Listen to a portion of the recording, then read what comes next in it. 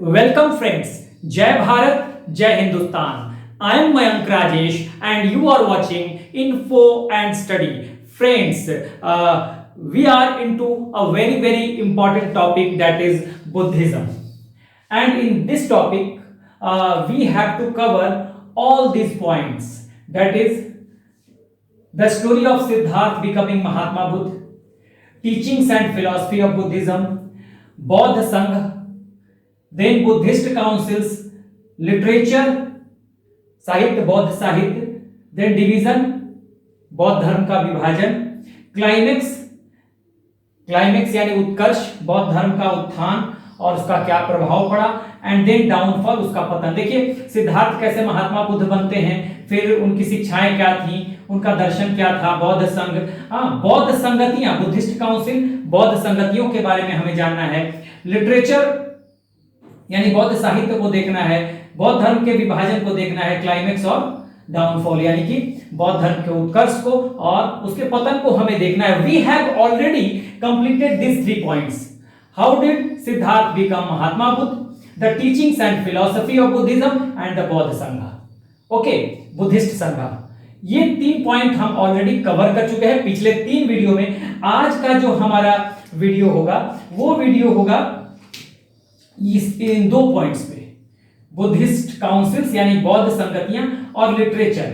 ठीक है, लिटरेचर यानी कि बेसिकली ये प्रारंभिक लिटरेचर होंगे। आगे जब हम विभाजन में जाएंगे, डिवीजन में, तो वहां कुछ और लिटरेचर देखेंगे, लेकिन ये प्रारंभिक लिटरेचर की बात है, तृप्तिका जिसे कहते हैं। ठीक है, वो हम देखेंगे। बाद में आज का टॉपिक ये है, बाद में हम बौद्ध धर्म के विभाजन को, उसके क्लाइमेक्स को यानी उत्कर्ष को, उसकी पॉपुलैरिटी कैसे बढ़ती है, लोकप्रिय कैसे होता है ये, और फिर उसका पतन कैसे हो जाता है, सब पे चर्चा करेंगे। आज हम बुद्धिस्ट काउंसिल, 4 बुद्धिस्ट काउंसिल हुए थे, ठीक है, इनकी बात करेंगे, और ये बौद्ध साहित्य की बात करेंगे, प्रारंभिक साहित्य, तृप्तिका जिसे कहते हैं, जिसमें 3 साहित्य हैं। कौन कौन से? सुत्त पिटक, विनय पिटक और अभिधम्म पिटक। उसके बारे में हम बात करेंगे।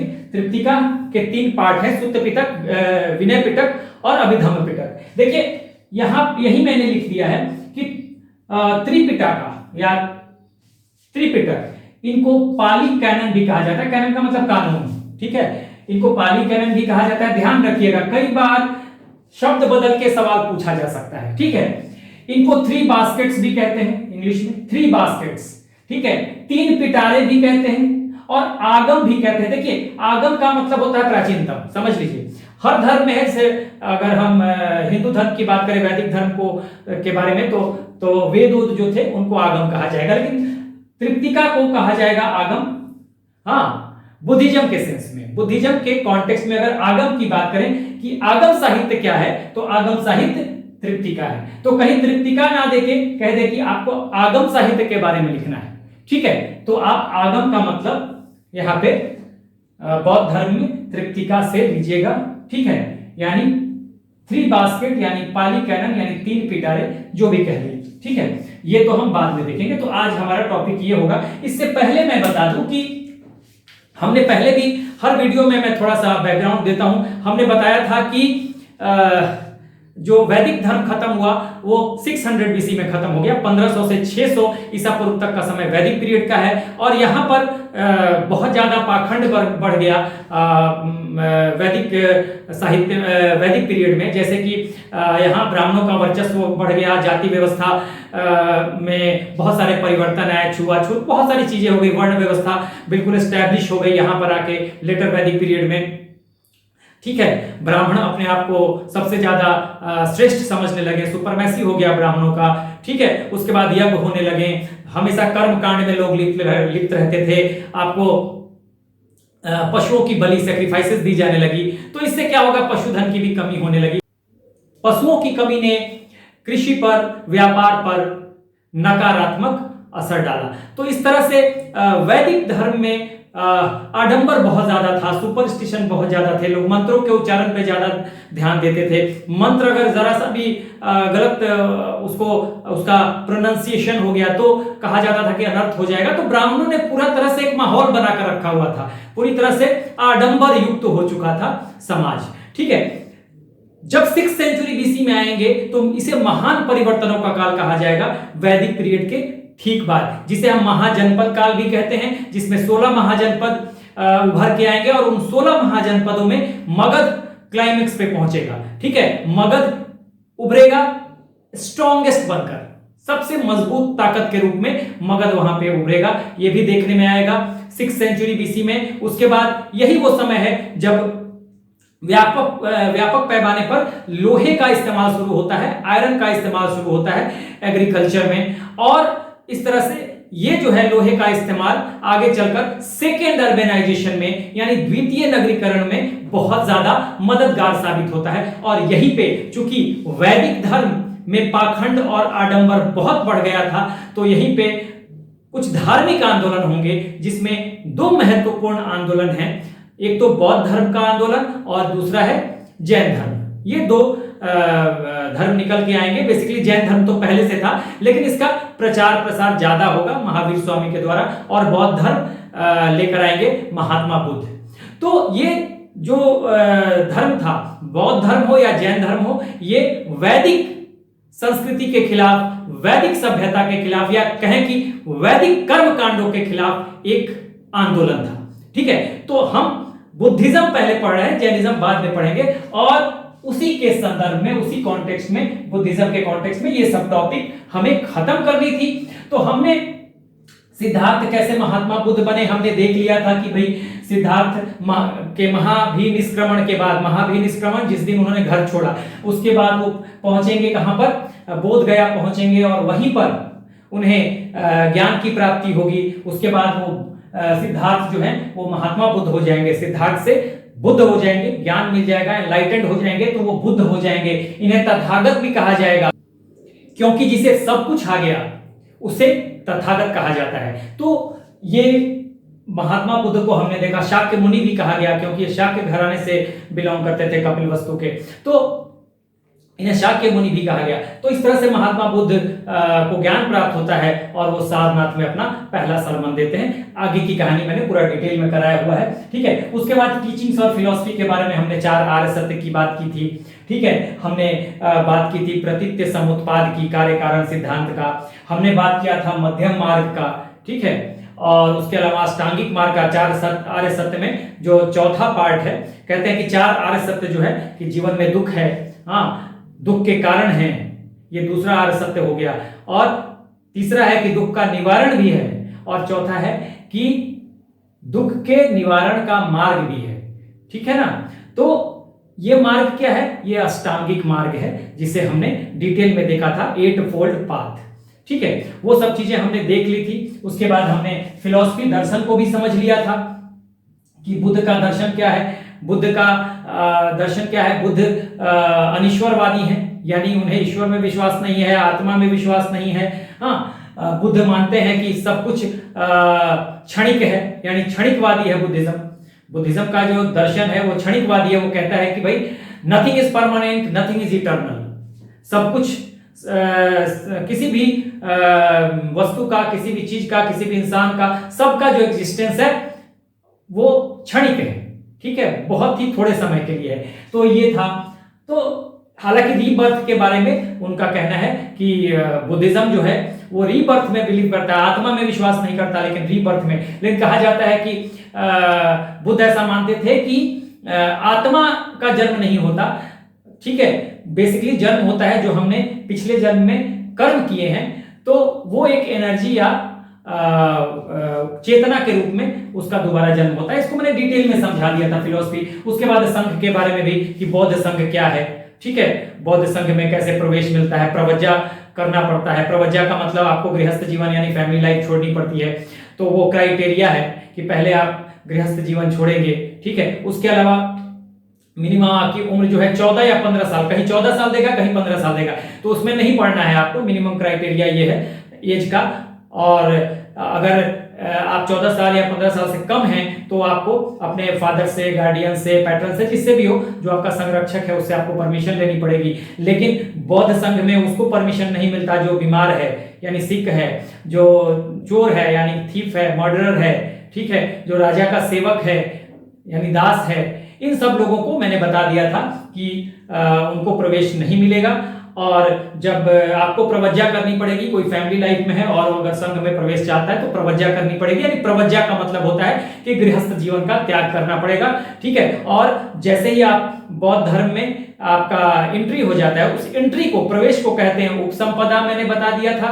लेकिन जैसे ही आपकी एंट्री होती है उसको उपसंपदा कहते हैं, लेकिन जाते ही आप भिक्षु या मॉन्क नहीं हो जाएंगे, मैंने बताया था, क्योंकि आपको कुछ दिन एक सीनियर मॉन्क के अंडर ट्रेनिंग लेनी पड़ेगी। और कुछ वर्षों की ट्रेनिंग के बाद, देखिए इसमें भी कहीं 5 वर्ष लिखा मिलेगा, कहीं 10 वर्ष लिखा मिलेगा, उस पर नहीं जाना, ठीक है।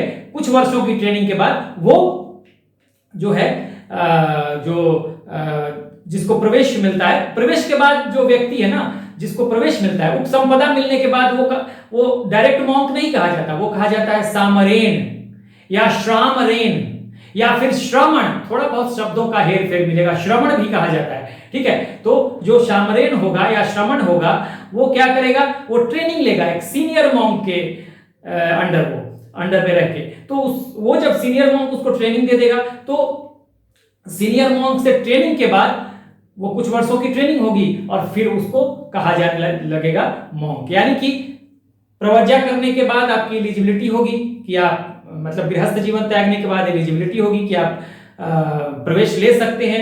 जब प्रवेश होता है, यानी कि प्रवेश लेने को कहते हैं उपसंपदा।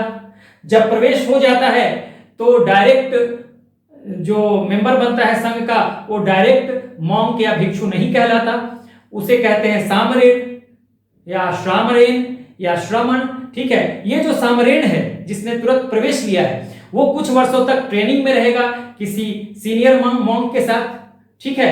और कुछ वर्षों के बाद, उस ट्रेनिंग के बाद सामरेन या श्रमण जो है वो मॉन्क हो जाएगा, भिक्षु हो जाएगा। तो बहुत सारी चीजों को हमने डिटेल में पढ़ लिया था। आज हम बुद्धिस्ट काउंसिल और लिटरेचर को देखेंगे। मैंने ये बता दिया कि बुद्धिस्ट काउंसिल जो है ये 4 बुद्धिस्ट काउंसिल है, और लिटरेचर जो है, जो प्राचीनतम लिटरेचर है, उसकी बात हम करेंगे। बाकी तो आगे भी हम देखेंगे, जब विभाजन देखेंगे तो वहां हीनयान और महायान के लिटरेचर को देखेंगे, ठीक है। लेकिन प्रारंभिक लिटरेचर, त्रिपिटका को देखेंगे, ठीक है। तृप्तिका भी कहते हैं, त्रिपिटका भी कहते हैं। मैंने बताया कि आप पाली कैनन कह लें, 3 बास्केट कह लें, 3 पिटारा कह लें, 3 पिटारे या आगम कह लें। तो आगम का मतलब है जो प्राचीनतम बौद्ध ग्रंथ है। तो प्राचीनतम क्या है, त्रिपिटका या तृप्तिका, ऐसे भी बोलते हैं, तृप्तिका, ठीक है ना, तो वो भी बोलते हैं। तो ये हम पहले बुद्धिस्ट काउंसिल देखते हैं और फिर लिटरेचर देखेंगे। ओके, तो हम आगे बढ़ते हैं। तो आइए सबसे पहले हम देखते हैं बुद्धिस्ट काउंसिल को, ठीक है। 4 बुद्धिस्ट काउंसिल हुए, अभी हम लिखते जाएंगे यहां पर।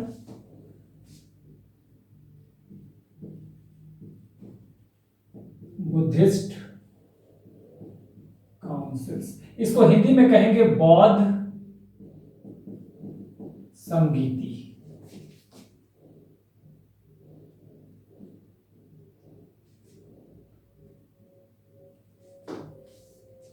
बौद्ध संगीति,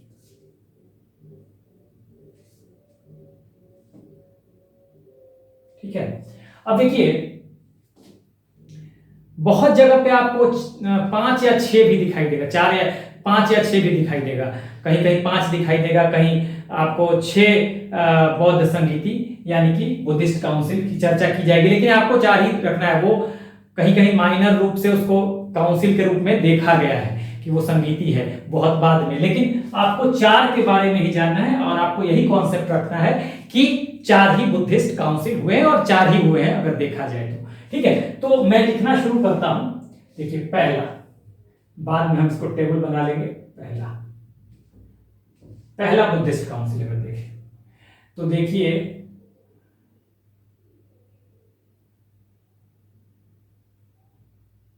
पहला बुद्धिस्ट काउंसिल हुआ 483 बीसी। 483 बीसी में पहला बुद्धिस्ट काउंसिल होता है, ठीक है। अब ये कहां होगा, देखिए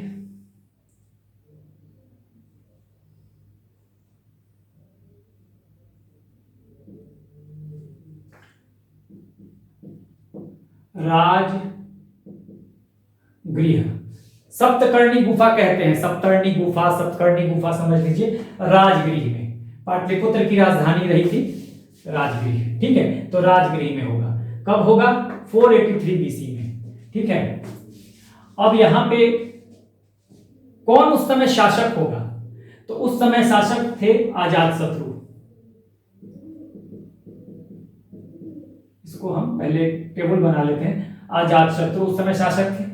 ठीक है, और अजातशत्रु मगध के शासक थे। आपको पता है, मैंने पढ़ाया हुआ है, मगध के उत्कर्ष में बिंबिसार के बेटे थे अजातशत्रु। ठीक है, और यहां पे अध्यक्षता किसने की? अध्यक्षता जो की महाकश्यप। महाकश्यप ने की। ठीक है, और यहां पर दो बातें हुई।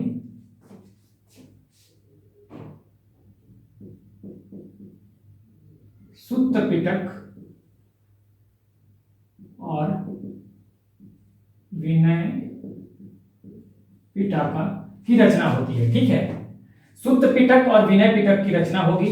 ठीक है, सुत्त पिटक कंपोज किया जाएगा यहां पर आनंद के द्वारा, जो महात्मा बुद्ध के शिष्य थे, और दूसरे शिष्य थे उपाली, जो रचना करेंगे विनय पिटका का। यह भी कहा जाता है कि इन दोनों ने रिसाइट भी किया था। तो कहीं आ जाए कि रिसाइट किया था, कंपोज किया था, रचना की थी। तो अभी मैं लिखवाऊंगा, जब अभी तृप्तिका पढ़ाऊंगा, ये तृप्तिका का ही तो पार्ट है। सुत्त पिटक, विनय पिटक और अभिधम्म पिटक, उस पे हम अभी जब चर्चा करेंगे तो सारा मैं लिखवा दूंगा, अभी यहां नहीं लिखवा रहा हूं। ठीक है, तो देखिए सबसे बड़ी बात की, ये तो एक नंबर हो गया, यहां पे टाइम हो गया, लोकेशन, शासक, चेयरमैनशिप। यहां पर ऐसे लिखिएगा। ये देखिए मैं यहां पे कर देता हूं, एक टेबल बना देता हूं। ठीक है, ये जब टेबल बन जाएगा आपका, तो आपका काम हो जाएगा। देखिए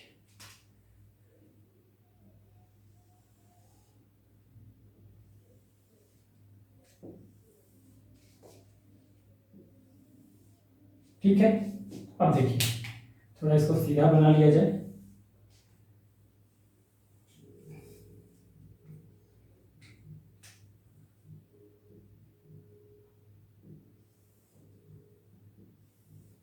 देखिए अब ये आपका तैयार हो जाएगा।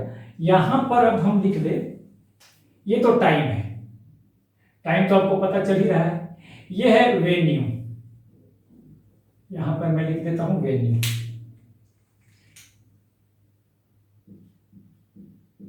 वेन्यू यहां जहां पर हुआ, ठीक है, उस समय तक, उस समय रूलर कौन था, यानी शासक कौन था?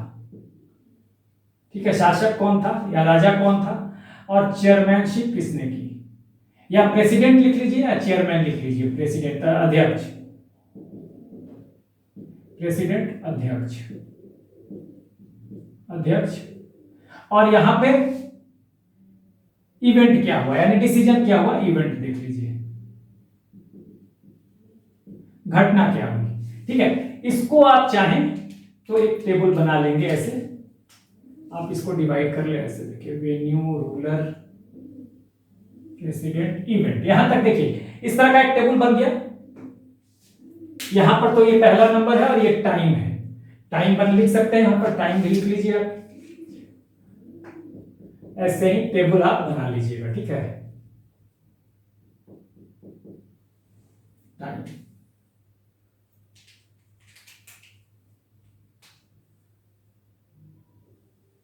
तो देखिए पहला कब हुआ? 483 ईसा पूर्व, 483 बीसी में। वेन्यू क्या था? राजगृह। उस समय शासक या रूलर कौन थे? अजातशत्रु। मैं ट्रिक भी बताऊंगा याद करने का।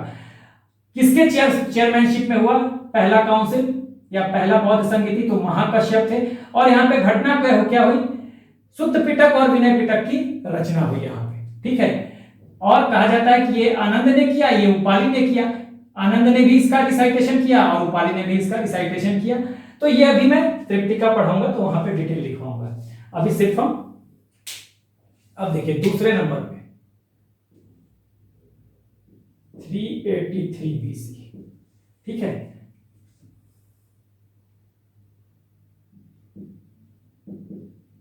वैशाली लोकेशन है इसका, वेन्यू जो है। और कालाशोक, कालाशोक, कालाशोक जो है, ये देखिए पहले हर्यक डायनेस्टी था। मैंने बताया था हर्यक डायनेस्टी में कौन था, बिंबिसार, अजातशत्रु और उदयन मेन शासक थे। उसके बाद एक दो और थे, अनिरुद्ध मुंडक, ठीक है। तो अजातशत्रु हर्यक डायनेस्टी का था। उसके बाद जब हर्यक डायनेस्टी खत्म होगा तो आएगा शिशुनाग डायनेस्टी। शिशुनाग डायनेस्टी में दो शासक हुए, शिशुनाग और कालाशोक। इस कालाशोक को दिव्यदान, आपको बौद्ध टेक्स्ट ही है, बौद्ध साहित्य ही है, तो दिव्यदान में इसको काकवर्ण भी कहा गया। काक, हिंदी में लिखता हूं ताकि आपको ये काकवर्ण कहां पे, दिव्यदान में, ठीक है, दिव्यदान में कहा गया काकवर्ण, ठीक है। उसके बाद देखिए सर्वकामिर इसके चेयरमैन होंगे। लास्ट में हम एक बार फिर देख लेंगे कभी सर्वकामिर, ठीक है, सर्वकामिर ये चेयरमैन या प्रेसिडेंट जो भी कह लें, ठीक है, अध्यक्ष दूसरे बौद्ध संगीति के, ठीक है। और ये वैशाली में हुआ। और यहां पे देखिए दो पार्ट में बट गए, जो बुद्धिस्ट फॉलोअर्स थे ये दो पार्ट में बटे। एक हुआ महासांघिक, सांघिक, और दूसरा हुआ थेरवाद। अब ये समझ लीजिए, देखिए यहां पे दो गुट में यहां पे विवाद हो गया कुछ बातों को लेकर, ठीक है। और उस विवाद में ईस्टर्न ग्रुप और वेस्टर्न ग्रुप बट गए। ईस्टर्न ग्रुप में आप देखेंगे तो महासांघिक थे, इसको आप लिख सकते हैं, ये है ईस्टर्न, मैं यहां पे ई लिख देता हूं ईस्टर्न, और ये हो गया वेस्टर्न। वेस्टर्न में अगर आप देखेंगे तो ये वेस्टर्न जो थे ये अवंती वाले लोग थे, ठीक है, और ये मगध और वैशाली वाले लोग थे, ठीक है। ये मगध और वैशाली वाले मॉन्क थे, और ये अवंती वाले लोग थे। मैंने आपको बताया था, देखिए ये जब महाजनपद आप देखेंगे, ठीक है, ये देख लीजिए महाजनपद,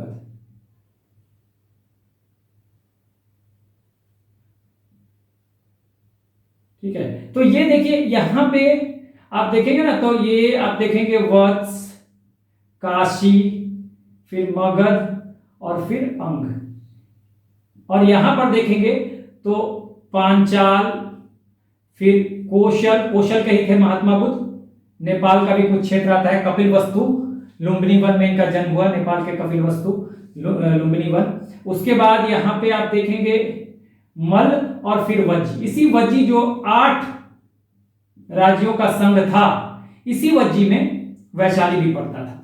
तो ये आप मगध, और देखिए ये मगध है, मगध और वैशाली या वज्जी वाले जो ग्रुप था वो ईस्टर्न ग्रुप कहलाया, और उसको कहा गया महासांघिक। और थेरवाद जो थे, यहां पर देखिएगा अवंती, मालवा और मध्य प्रदेश का कुछ क्षेत्र, कुछ मालवा राजस्थान का और कुछ मध्य प्रदेश का क्षेत्र लेके यहाँ पे अवंती महाजनपद था। ये सब महाजनपद थे, तो ये अवंती था, तो ये अवंती वाले यहाँ पे होंगे। तो ये आप लिख सकते हैं यहाँ पर ऐसे, ईस्ट में ऐसे यहाँ पर लिख लीजिए अगर चाहें तो, ये मगध और वैशाली, मगध और वैशाली, और यहां पे आप लिख सकते हैं अवंती।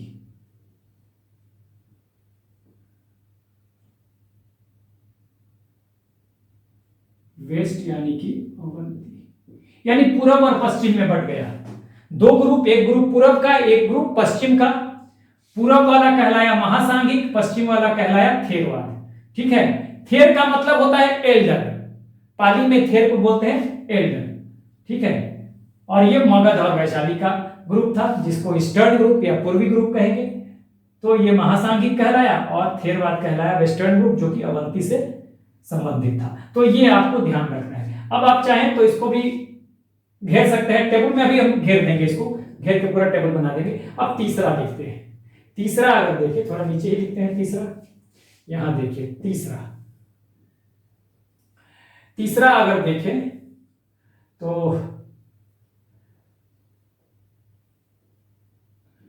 कहीं 251, कहीं 250 मिलेगा, कहीं 251 BC मिलेगा। देखिए यहां आपको टाइम पे नहीं जाना है, टाइम आएगा भी नहीं कभी एग्जाम में, ठीक है ना, ये ध्यान रखिएगा। लेकिन फिर भी चूंकि हमें पढ़ाना है इसलिए पढ़ा देता हूं, टाइम पे आपको नहीं ध्यान देना। 250 या 251 BC, और ये टाइम है अशोक का, मौर्य डायनेस्टी के अशोक रहेंगे ये। अशोका मौर्य डायनेस्टी में एस्टैब्लिश किसने किया?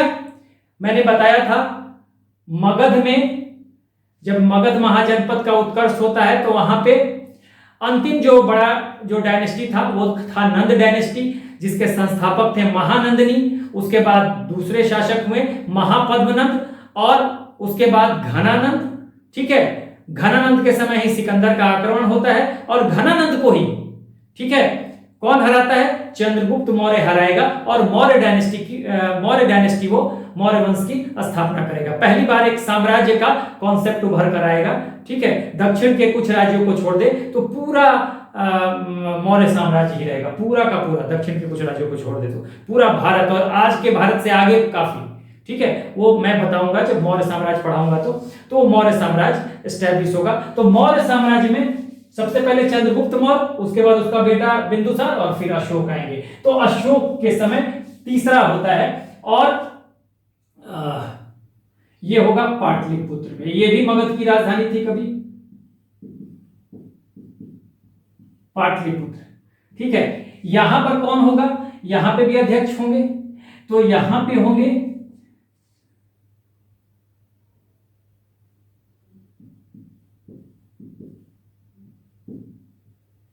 पुत्र तिस, मोगली पुत्र तिस। ठीक है ना, मोगली पुत्र तिस यहां पे होंगे अध्यक्ष या प्रेसिडेंट। ठीक है, और यहां पे रचना होगी विनय पिटक, सुत्त पिटक, विनय पिटक और विधम्म पिटक।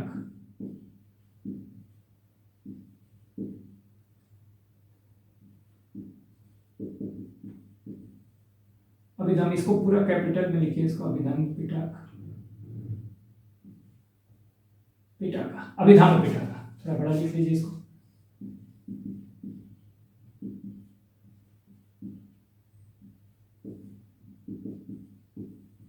अभिधम पिटक। भाई देखो आपको छोटा दिख रहा हो तो मैं बोल रहा हूं अभिधम पिटक। ठीक है, तो ये तीसरा हो गया। और चौथा अगर देखा जाए तो चौथा first century BC, first century BC नहीं, फर्स्ट सेंचुरी, फर्स्ट सेंचुरी। और इस समय है कनिष्क, ये कुषाण वंश के शासक थे कनिष्क। ये तो सॉरी, यहां पर मैंने गलत लिख दिया ना, ये देखिए यहां पे आप पाटलिपुत्र कीजिए और यहां पे अशोक कीजिए, और यहां पे अशोक कीजिए। ठीक है, वो गलती से लिख दिया मैंने, पाटलिपुत्र अशोक। और यहां पे आप लिखेंगे फर्स्ट सेंचुरी में ये हुआ कश्मीर, कुंडलवन, कुंडलवन में होगा, कश्मीर में कुंडलवन में।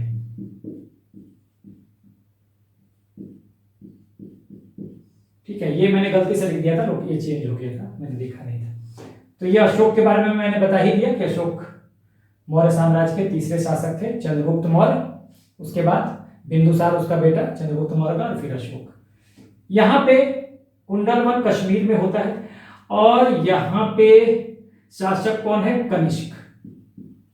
कनिष्क, कनिष्क आपको कुषाण वंश का शासक था। जब आप मौर्यन पीरियड के बाद जाएंगे तो कनिष्क के बारे में चर्चा होगी। ठीक है, कनिष्क के बारे में चर्चा होगी, कुषाण वंश का था ये कनिष्क। और यहां पर देखिए, यहां पे वसुमित्र,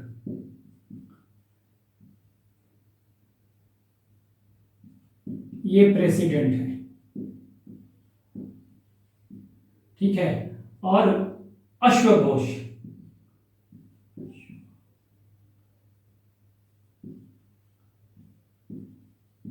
ये वाइस प्रेसिडेंट है। ठीक है, वसुमित्र प्रेसिडेंट है, अश्वघोष वाइस प्रेसिडेंट है। अब यहां क्या होगा, फिर एक डिवीजन होगा और बौद्ध धर्म हीनयाना और महायाना। हीनयान और महायान में बौद्ध धर्म बट जाएगा। ठीक है, हीनयान और महायान में। अब इसको टेबल बना के एक बार जल्दी से हम लोग देख लेते हैं। देखिए यहां पे आप लकीर खींच सकते हैं ऐसे, टेबल ये हो गया। फिर और उसके बाद ये देखिए आपका टेबल बन गया।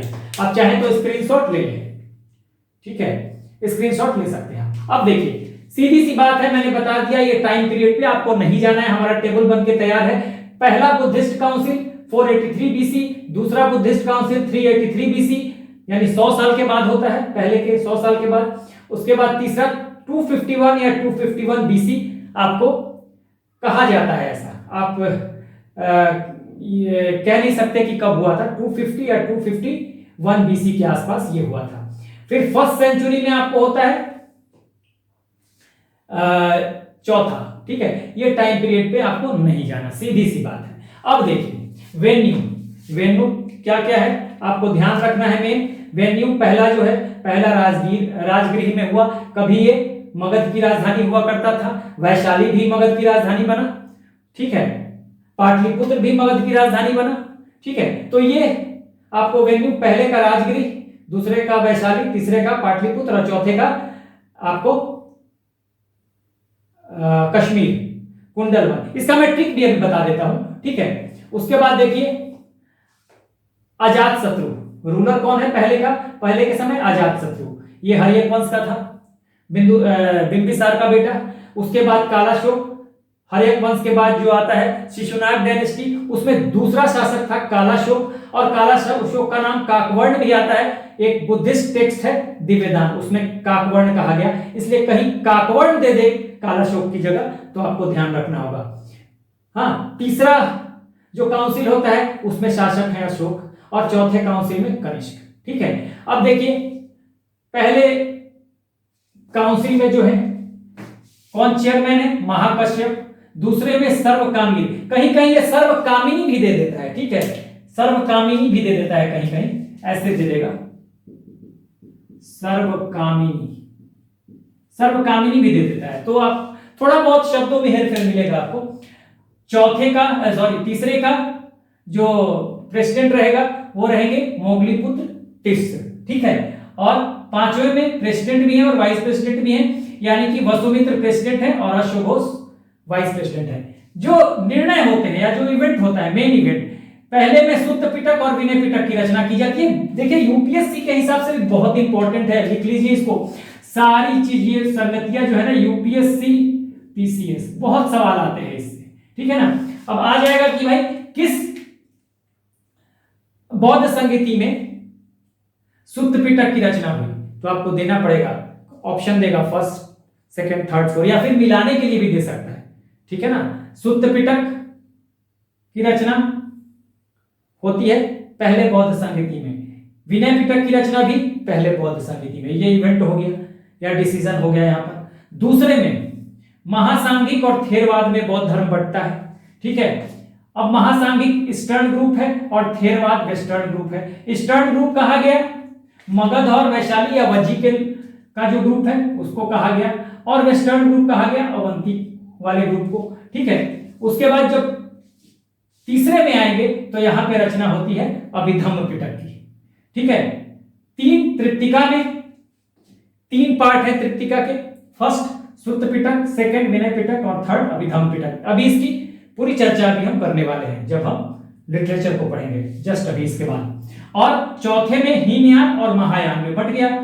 ठीक है, हीनयान जो है वो बिल्कुल जो मूल सिद्धांत को फॉलो करने वाले थे, those who followed the original teachings of Buddha, वो हीनयान कहलाए। लेकिन महायान जो है ये लिबरल हो गए।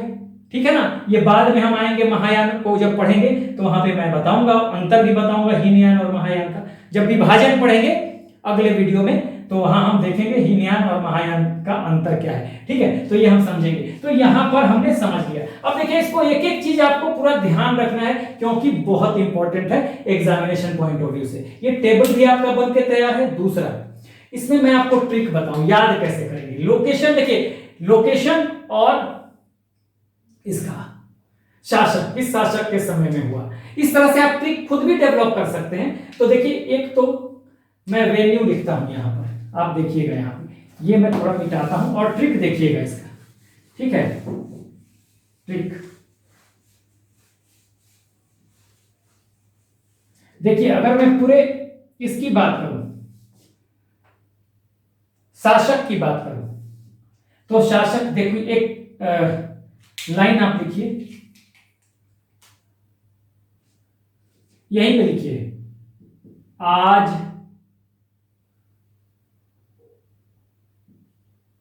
छोड़िए, यहां पे कंफ्यूज कर जाइएगा।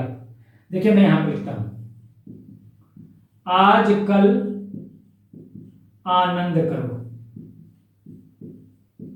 एक लाइन याद रखिए, आज कल, आज कल, आज से अजात शत्रु, कल से काला शोक, ठीक है। अजात शत्रु, काला शोक, अब इससे आज से अशोक, ठीक है, आनंद से अशोक और करो से कनिष्क, कनिष्क, अजात शत्रु, ठीक है, यहां से आज से अजात शत्रु, फिर काला शोक, ठीक है, अजात शत्रु, ये थोड़ा बड़ा लिख दूं मैं, आज कल,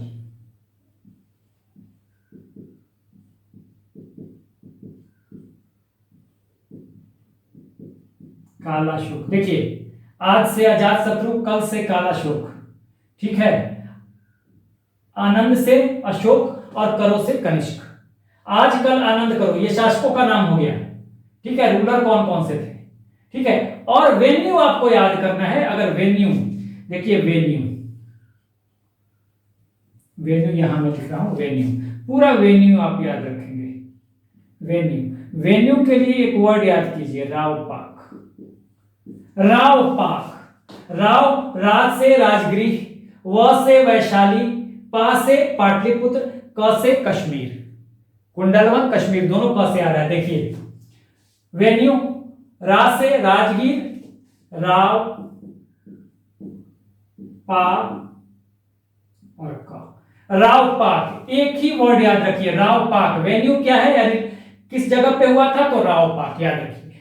राजगिरी, वैशाली, पाटलिपुत्र, कुंडलवन या कुंडलवन कश्मीर, कुछ भी कह ले, आर रा व पा क, राव पाक, ठीक है। और यहां से आज लिख लीजिए, अब लिख लीजिए, आज कल आनंद करो, ठीक है। तो इससे आपको याद हो जाएगा क्या है, आज कल आनंद करो, आज से अजात शत्रु, कल से काला शोक, आनंद से अशोक और करो से कनिष्क। तो इस तरह से ट्रिक आप डेवलप कर सकते हैं, ठीक है।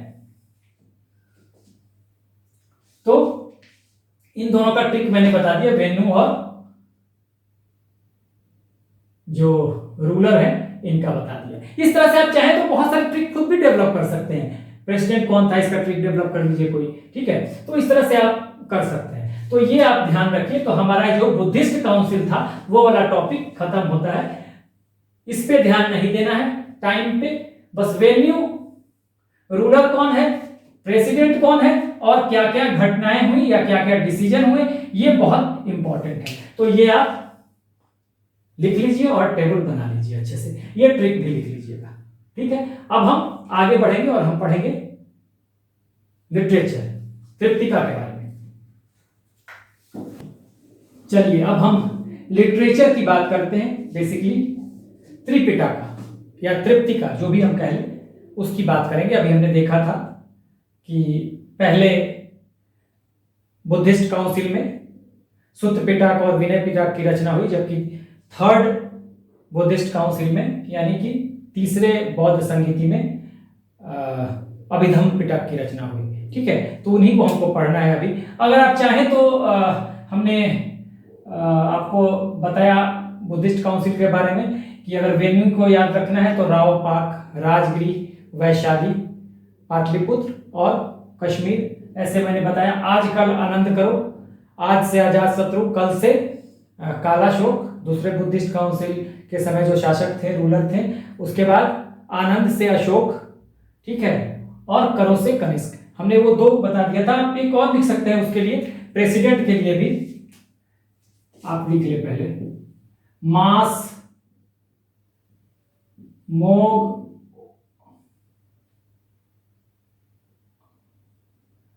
देखिए ऐसे,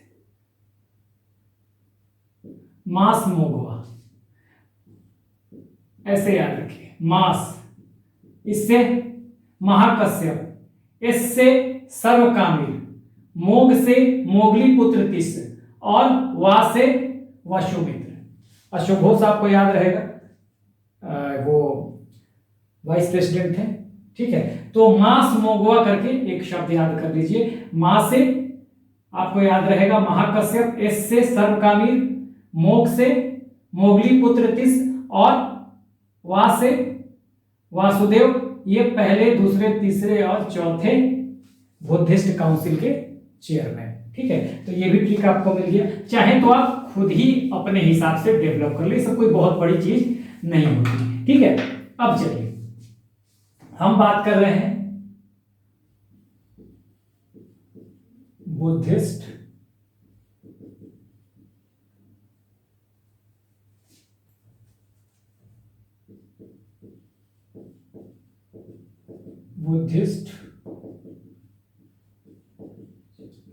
यानी बौद्ध साहित्य की, और आज हम पर्टिकुलरली बात करेंगे तृप्तिका की। आगे जब हम हीनयान और महायान का विभाजन देखेंगे आगे वाले वीडियो में, तो वहां पे हम उसके साहित्य को भी देखेंगे। ठीक है, कौन कौन सी किताबें थी, कौन कौन सी बुक्स थी। तो यहाँ पे मैं लिखता हूँ, सबसे पहले मैं यही लिखता हूँ, क्योंकि ऐसे शुरुआत करूंगा लिखने के लिए। तो ये देखिए, त्रिपिटका, त्रिपिटका, इसी को हम कहते हैं, मैंने बताया, थ्री बास्केट, तीन पिटारे। ठीक है, पाली कैनन, क्योंकि त्रिपिटका जो है ये पाली में लिखा गया है, पाली लैंग्वेज में। और या आप कहेंगे आगम, आगम का मतलब प्राचीनतम बुद्धिस्ट टेक्स्ट। ठीक है, प्राचीनतम बौद्ध साहित्य जो है उसको आगम कहते हैं, और इसी को हम कहते हैं त्रिपिटका को आगम। इसलिए त्रिपिटका की जगह अगर आगम लिख दे कहीं तो आप कंफ्यूज मत होइएगा, मैं लिखवा चुका हूं इसलिए यहां नहीं लिखवा रहा हूं। अब देखिए, त्रिपिटका में के 3 पार्ट मैंने बताया। ठीक है, पहला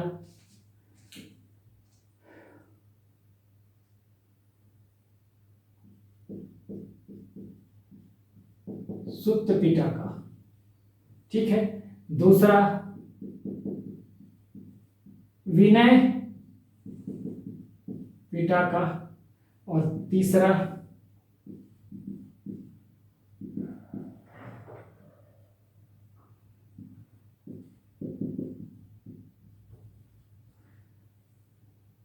अब देखिए,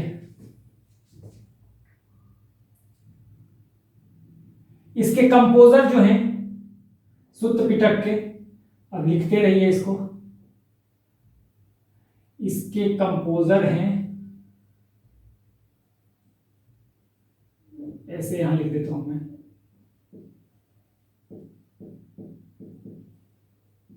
कंपोजर। तो कंपोजर जो इसके हैं या रचयिता का है, ठीक है, वो है आनंद।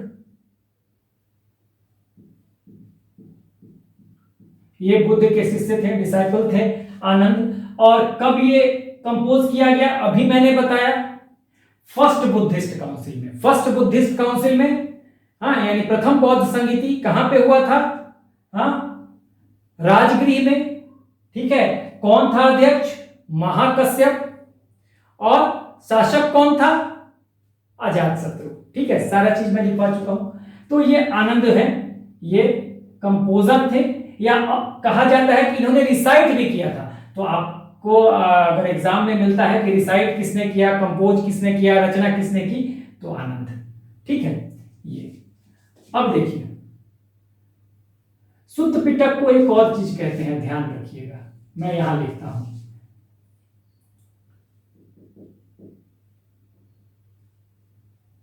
एनसाइक्लोपीडिया।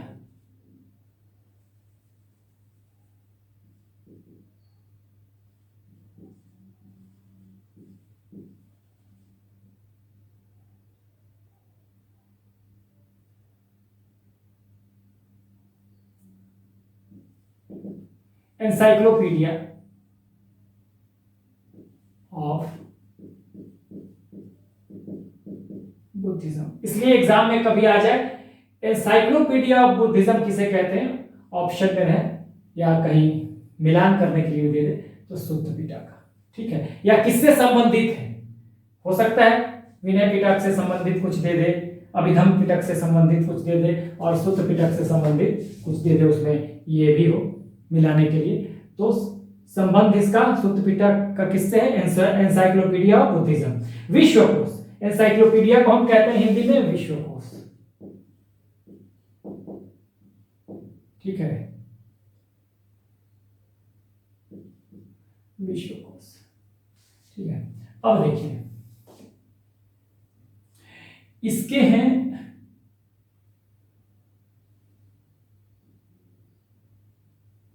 कुछ पार्ट। ठीक है, सबसे पहले इस पूरा कर लिया जाए, उसके बाद पार्ट्स पे बात करेंगे। अब विनय पिटक ये भी लिखा गया, फर्स्ट बुद्धिस्ट काउंसिल में। रचना किसने की, इस समय कंपोजर हो गए या रचनाकार हो गए, ये हो गए उपाली, ये भी बुद्ध के शिष्य थे। और अभिधम पिटक कब लिखा गया, तीसरे बुद्धिस्ट काउंसिल में। यहां पे आप लिख सकते हैं ये दोनों फर्स्ट बुद्धिस्ट काउंसिल और ये तीसरे बुद्धिस्ट काउंसिल में, तो आप चाहें तो लिख लें यहां पे लिख सकते हैं first Buddhist council, first Buddhist council, first Buddhist council and third Buddhist council. ठीक है, इस पे प्रभाव रहा किसका, मोगली पुत्र तिष्य का। ठीक है ना, इन्फ्लुएंस किसका रहा, अभिधम पिटक पर। ये है मोगली पुत्र, इसका इसमें आएगा कि प्रभाव किसका रहा, तो अभिधम पिटक पे मोगली पुत्र तिष्य का प्रभाव रहा। ठीक है, तो तीन चीजें हैं तृतीका में, त्रिपिटक में, शुद्ध पिटका, विनय पिटका, अभिधम पिटका। ठीक है, ये हमारे। अब देखिए इसके 5 पार्ट समझिएगा।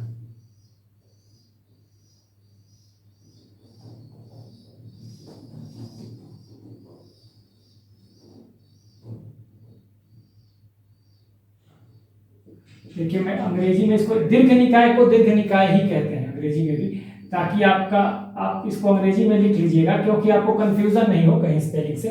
दीर्घ निकाय, ठीक है, दीर्घ निकाय।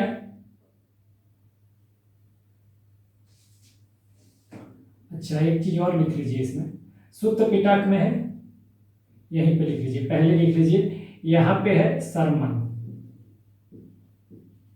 बुद्ध का द्वारा दिया गया उपदेश है, सरमन है शुद्ध पिटक में। विनय पिटक में आप लिख लीजिए, यहां सरमन है, यहां पे rules and regulation, rules and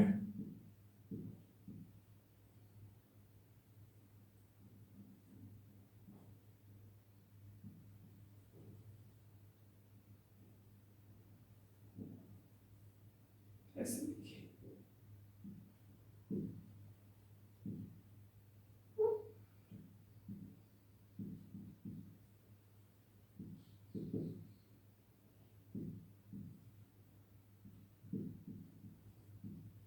Buddhist संघ जो है, बुद्धिस्ट संघ, उसके नियम कानून यहाँ पे हैं, उनका कंडक्ट क्या होगा, जो मॉन्क्स हैं और किन किन नियमों का पालन करेंगे, वो विनय पिटक में है। यहाँ पे सरमन है, यहाँ पे रूल्स रेगुलेशन ऑफ संघ, और इसमें अभिधम पिटक में दर्शन की बातें हैं, यानी फिलॉसफी। तो देखिए, शुद्ध पिटक में सरमन है यानी कि उपदेश है, ठीक है, उपदेश है, बुद्ध के उपदेश है। इसमें संघ के नियम कानून है विनय पिटक में, और अभिधम्म पिटक में फिलॉसफी यानी दर्शन है, ठीक है, दर्शन आप लिख सकते हैं, यानी दार्शनिक पक्ष को कह सकते हैं, ठीक है। अब आइए, ये 5 पार्ट में बटा हुआ है, कौन? शुद्ध पिटक। दीर्घ निकाय,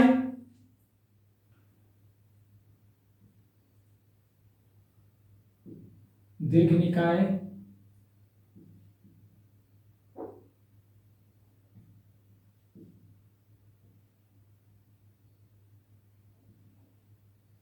मध्यम,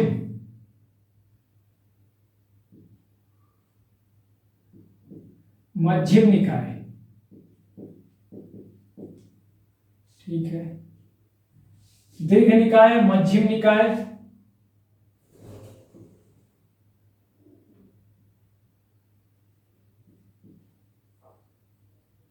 मध्यम ऐसे होगा,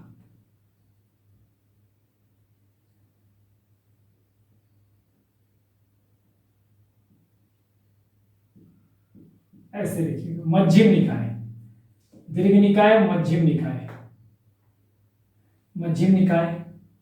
उसके बाद संयुक्त निकाय,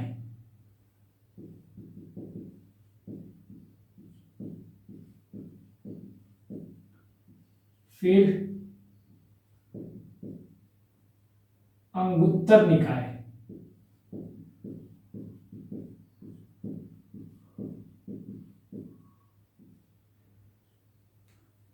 फिर खुद्दक निकाय। 5 पार्ट में है, दीर्घ निकाय, मध्यम निकाय, संयुक्त निकाय, अंगुत्तर निकाय, खुद्दक निकाय। जानबूझ के मैंने हिंदी में लिखा है, ऐसे ही अंग्रेजी में भी आप लिखिएगा, दीर्घ निकाय, हाँ, DIRGH ऐसे करके लिख लीजिएगा, निकाय। अब देखिए इसमें क्या है, long sermon of the Buddha, Buddha के बड़े उपदेश इसमें हैं, दीर्घ निकाय में। मध्यम निकाय में middle and short,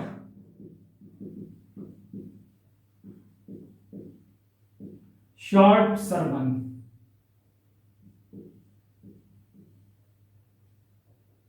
long sermons.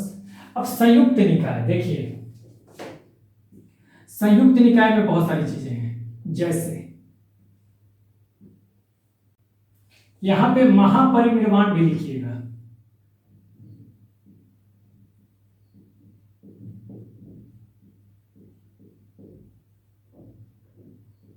देखिए महापरिनिर्वाण, ये मैंने बताया था, महापरिनिर्वाण का मतलब बुद्ध का डेथ, ठीक है, निर्वाण का मतलब ज्ञान की प्राप्ति, निर्वाण इसी जन्म में होगा, महापरिनिर्वाण डेथ हो जाएगा, महाभिनिष्क्रमण बुद्ध जब घर छोड़ रहे हैं। तो ये बातें आपको ध्यान रखनी पड़ेगी, ठीक है। ये हो गया लॉन्ग सरमन, महापरिनिर्वाण और मिडिल एंड शॉर्ट सरमन यहाँ पे। अब संयुक्त निकाय में देखिए, संयुक्त निकाय में बहुत सारी चीजें हैं, जैसे संयुक्त निकाय में आपको मिलेगा मिडिल पाथ यानी कि मध्यम मार्ग, ठीक है, मिडिल पाथ की चर्चा होगी। प्रतीत्य मैंने बताया था, प्रतीत्य समुत्पाद, ठीक है, प्रतीत्य समुत्पाद का मतलब कार्य कारण सिद्धांत, कॉज एंड इफेक्ट या कॉज एंड इवेंट, जो भी कह ले, किसी ना किसी कार्य के पीछे कोई कारण होता है, ये मैंने पढ़ा दिया था, ठीक है। जैसे दुख का कारण है जन्म और जन्म का कारण है आपका कर्म फल, ठीक है, वैसे ही मिडिल पाथ, मध्यम मार्ग, ठीक है, मैंने बताया था कि आपको जीवन जीना है तो ना ही बहुत एक्सट्रीम लग्जरियस लाइफ जीना है, ना ही आपको काया क्लेश यानी दरिद्रता वाली जीवन जीना है, ठीक है, आपको बीच का रास्ता अपनाना है। आपका कहते हैं कि चारित्रिक उत्थान भी हो और भौतिक उत्थान भी हो, तो ये मध्यम मार्ग यानी मिडिल पाथ की बात की चर्चा इसमें है संयुक्त निकाय में। प्रतीत्य समुत्पाद कार्य कारण सिद्धांत है, मैंने बताया हुआ है। उसके अलावा फोर नोबल ट्रूथ, 4 आर्य सत्य, दुख है, ठीक है, संसार में दुख है, जीवन में दुख है, दुख के कारण है, ठीक है, और उन दुखों को दूर किया जा सकता है, ठीक है ना, और दुख को दूर करने के रास्ते हैं, मार्ग है, और कौन सा मार्ग है? अष्टांगिक मार्ग है। तो अष्टांगिक मार्ग की भी चर्चा इसमें है, जिसको कहते हैं 8 फोल्ड पाथ।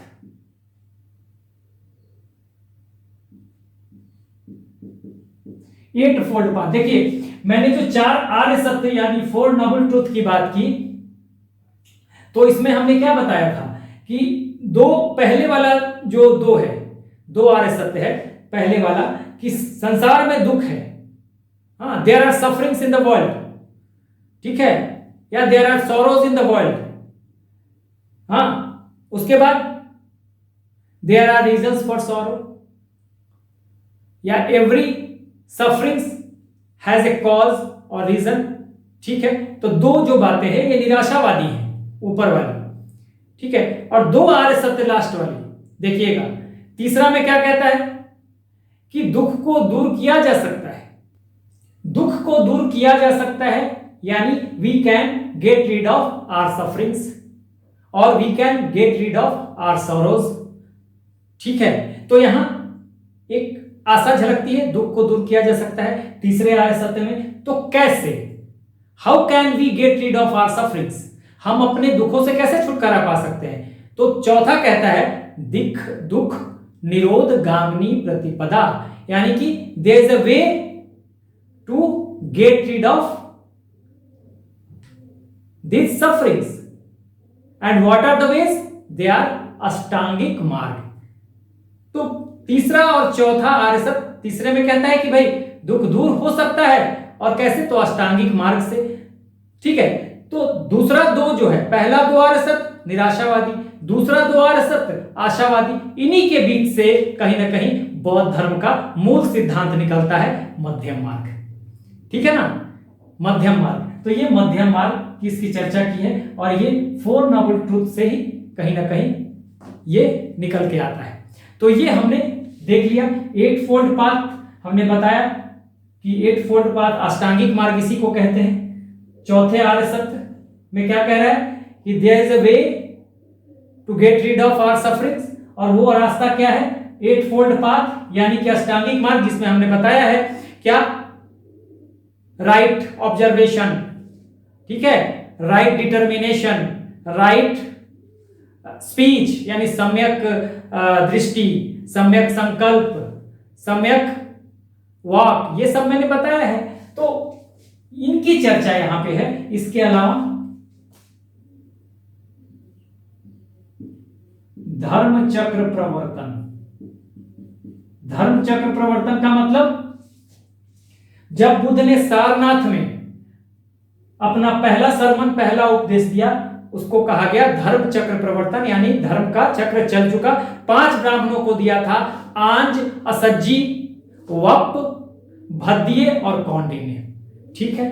तो इसकी चर्चा संयुक्त निकाय में है। अब देखिए अंगुत्तर निकाय, इसी में चर्चा है 16 महाजनपदों की।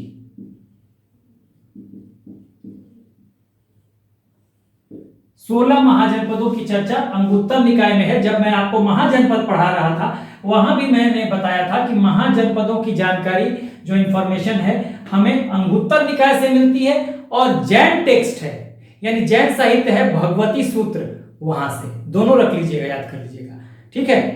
वैसे एक और बौद्ध टेक्स्ट है, आपको महावस्तु, उससे भी जानकारी मिलती है, लेकिन मेनली आपको अंगुत्तर निकाय, जो कि बौद्ध टेक्स्ट है, और भगवती सूत्र, जो कि जैन टेक्स्ट है, वहां से 16 महाजनपदों की जानकारी मिलती है। खुद्दक निकाय, अब खुद्दक निकाय के बारे में क्या है भाई? यहां पर है जातक कथाएं,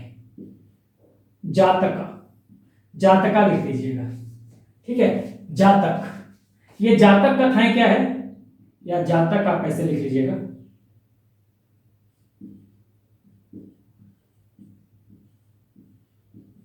ये क्या है? देखिए, जातक कथाएं हैं क्या, जातका क्या है कहीं पूछ दे तो ये स्टोरीज हैं।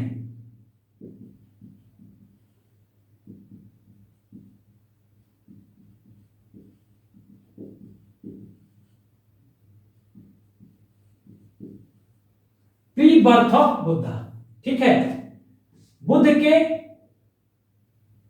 प्री बर्थ लिखिए, pre birth of Buddha, Buddha के पूर्व जन्मों की कहानी जातका में है। कहीं अगर आ जाए जातक क्या है भाई, तो बुद्ध के पूर्व जन्मों की कहानी है जातक कथाओं में, तो ये खुद्दक निकाय में, तो ये आपको ध्यान रखना होगा, ठीक है। उसके बाद आगे बढ़ते हैं, अभिधम्म पिटक, ये दर्शन हो गया। विनय पिटक पहले आप देख लीजिए इतना, उसके बाद मैं इसके बारे में भी 2-4 चीजें लिखनी है, मैं लिख दूंगा। क्या था इसमें, ये तो हमने पढ़ लिया, ठीक है। दीर्घ निकाय, सुत्त पिटक क्या है, इसमें सरमन है। विनय पिटक में रूल्स एंड रेगुलेशन संघ का है, कोड ऑफ कंडक्ट संघ का, बौद्ध संघ का, ठीक है। और ये उपाली ने लिखा है, सुत्त पिटक आनंद ने लिखा है, ये सब आपको जानना चाहिए। और अभिधम्म पिटक पे इंफ्लुएंस है मोगली तीसरे का, इसमें क्या है, फिलॉसफी है, ठीक है। इसमें है उपदेश, इसमें है रूल्स एंड रेगुलेशन संघ का रूल्स एंड रेगुलेशन, और यहाँ पे दर्शन यानी दार्शनिक बातें हैं। 5 पार्ट में बटा हुआ है सुत्त पिटक, दीर्घ निकाय, मध्यम निकाय, संयुक्त निकाय, अंगुत्तर निकाय, खुद्दक निकाय। बड़े सरमन यानी बड़े उपदेश दीर्घ निकाय में, मध्यम और छोटे सरमन जो उपदेश है मध्यम निकाय में। संयुक्त निकाय में मध्यम मार्ग की चर्चा है, कृतित्व समुत्पाद की, यानी कि कार्य कारण सिद्धांत, 4 आर्य सत्य, ठीक है, अष्टांगिक मार्ग, धर्मचक्र प्रवर्तन, ये आपको ध्यान रखना है, ये सब बहुत इंपॉर्टेंट है, ये बहुत इंपॉर्टेंट है, इसको संयुक्त निकाय को तो बिल्कुल याद रखिएगा। अंगुत्तर निकाय आपको पहले भी 16 महाजनपदों की चर्चा है, एक भगवती सूत्र जैन टेक्स्ट में भी है 16 महाजनपदों की चर्चा। बौद्ध टेक्स्ट अंगुत्तर निकाय, भगवती सूत्र जो जैन टेक्स्ट है उसमें 16 महाजनपदों की चर्चा है। खुद्दक निकाय में जातका, और जातका क्या है, हाँ, प्री बर्थ्स ऑफ बुद्धा के बारे में ये स्टोरीज है, stories of pre births of Buddha, Buddha के पूर्व जन्म की कहानियां जातका में, तो ये आपको ध्यान देना है। उसके बाद थोड़ा सा हमें विनय पिटक के बारे में जानना है। आइए अब देखते हैं विनय पिटक में क्या है। देखिए 4 पार्ट में ये भी है, पातिमोक्ष, सुत्त विभंग, फिर परिवार और खंडक। इसमें आपको बिल्कुल इंपॉर्टेंट नहीं है, बस जान जाइए क्या है। ये इंपॉर्टेंट था जो मैंने बताया था, इसके 5 पार्ट जो थे। यहां देखिए पातिमोक्ष में क्या है कि अगर मॉन्क्स अनुशासन तोड़ते हैं, भिक्षु अनुशासन तोड़ते हैं या डिसिप्लिन तोड़ते हैं, तो उसका प्रायश्चित कैसे किया जाएगा, बस इसमें इतना समझ लीजिए। यहां क्या है सुत्त विभंग में कि मॉन्क्स एंड नन्स जो हैं, ठीक है, मॉन्क्स एंड नन्स जो हैं वो अगर कोई जैसे कि उनको क्या नहीं करना है, ठीक है, यानी उनके लिए क्या क्या निषेध है, ठीक है, ठीक है ना, कि उनको क्या क्या नहीं करना है, वो सुत्त विभंग में है, ठीक है। और परिवार के में क्या है कि संघ के जीवन प्रणाली के बारे में है, ठीक है ना, संघ के जीवन प्रणाली के जो बुद्धिस्ट लोग हैं उनके जीवन प्रणाली के बारे में, कुछ नियमों के बारे में, संघ के नियमों के बारे में, संघ के जीवन प्रणाली के बारे में परिवार में जो है ये जानकारी दी है, इंफॉर्मेशन दी गई है। और खंडक जो है इसमें कुछ सवाल जवाब है, क्वेश्चन आंसर है, ठीक है ना। तो ये आपको बस इतना ही जानना है। इसमें कुछ प्रश्नोत्तर शैली में सवाल जवाब लिखे गए हैं, प्रश्न और उत्तर ऐसे करके। तो ये इसमें 4 पार्ट हैं, बिल्कुल इंपॉर्टेंट नहीं है, बस चूंकि अधूरा ना लगे इसलिए मैंने पढ़ा दिया, ठीक है। इसमें तो कुछ है ही नहीं, बाकी ये हमने पढ़ लिया।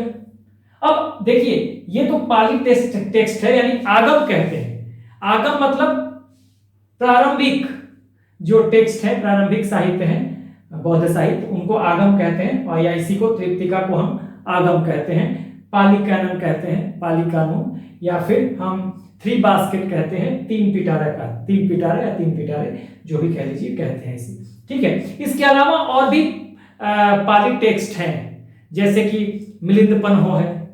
ठीक है, उसमें एक मिनांडर एक राजा है, आगे आप पढ़ेंगे इंडो ग्रीक किंग है, हाँ, और एक नागसेन है, मॉन्क है, बौद्ध भिक्षु है, जिनके बीच में सवाल जवाब होता है, तो उसकी कहानी मिलिंद पन्हो में है। उसके अलावा आपको दीपवंश महावंश जो कि श्रीलंका में लिखा गया है। तो और भी टेक्स्ट है जिसके बारे में हम आगे जानकारी लेंगे, और जो हीनयान महायान के जो साहित्य हैं उनके बारे में भी हम जब विभाजन पढ़ेंगे, हाँ, हीनयान और महायान में जब बौद्ध धर्म बढ़ता है और उस विभाजन को देखेंगे, तो वहां हम उसके साहित्य को भी देखेंगे। ठीक है, फिलहाल हमें इतनी जानकारी रखनी है कि त्रिपिटका जो है या त्रिपिटक जो है, ये 3 पार्ट में है। ये मैं सेगमेंट कर देता हूं, ठीक है, जिसमें कि पहला पार्ट है क्या, सुत्त पिटक। और सुत्त पिटक में क्या है, सरमन है, उपदेश है महात्मा बुद्ध के। विनय पिटक दूसरा पार्ट है, जिसमें रूल्स एंड रेगुलेशन है संघ के। अगर छोटा हो, दिखाई ना दे रहा हो, तो मैं बोल रहा हूं, आप नोट कर लीजिएगा। ठीक है, कई बार मजबूरीवश छोटा लिखना पड़ता है, जैसे मैंने यहाँ स्पेस था काफी तो मैंने लिख दिया बड़ा, लेकिन यहाँ पे कई बार स्पेस नहीं होता तो करना पड़ता है मैनेज। तो rules and regulation of Sangha, हाँ, what are the conducts of monks inside the Sangha, ये सब चीजें आपको विनय पिटक में लिखा हुआ है। ठीक है, और अभिधम्म पिटक में दर्शन की बातें हैं, ठीक है ना, दार्शनिक बातें हैं, फिलॉसफी है। इसी तरह से सुत्त पिटक को कंपोज किया किसने, आनंद ने, कंपोजर है आनंद, और फर्स्ट बुद्धिस्ट काउंसिल में इन्होंने डिसाइड किया इसे। उसी तरह से विनय पिटक को कंपोज किया उपाली ने, ठीक है, और इसको भी फर्स्ट बुद्धिस्ट काउंसिल जो कि राजगृह में हुआ, इसको रिसाइट किया था, इसका पाठ किया था। ठीक है, तो ये दोनों फर्स्ट बुद्धिस्ट काउंसिल में लिखे गए। और अभिधम्म पिटक जो है, ये इस पे इन्फ्लुएंस किसका है, ऐसे आता है तो मोगलीपुत्र तिस्स का। तो कई बार मिलाने के लिए आ सकता है ना कि सुत्त पिटक का संबंध किससे है, और ये दे देगा सुत्त पिटक, विनय पिटक, अभिधम्म पिटक, इन तीनों को जंबल वे में दे देगा किसका संबंध किससे है। तो आपको मिलाना पड़ेगा, आनंद के लिए सुत्त पिटक, उपाली के लिए विनय पिटक, और मोगलीपुत्र तिस्स के लिए अभिधम्म पिटक। तो ये आपको ध्यान देना है। तो ये सब सारी चीजें हो गई लगभग। हमने जो प्रारंभिक जो साहित्य हैं बौद्ध धर्म के, उसको हमने डिटेल में पूरा देख लिया, ठीक है ना, और बौद्ध संगतियों को देख लिया। आगे के वीडियो में हम विभाजन देखेंगे, बौद्ध धर्म हीनयान और महायान में बटेगा, और वहां पे कुछ और साहित्य को हम देखने वाले हैं। So that's all for the today. Do like, share and subscribe. Take care, keep smiling.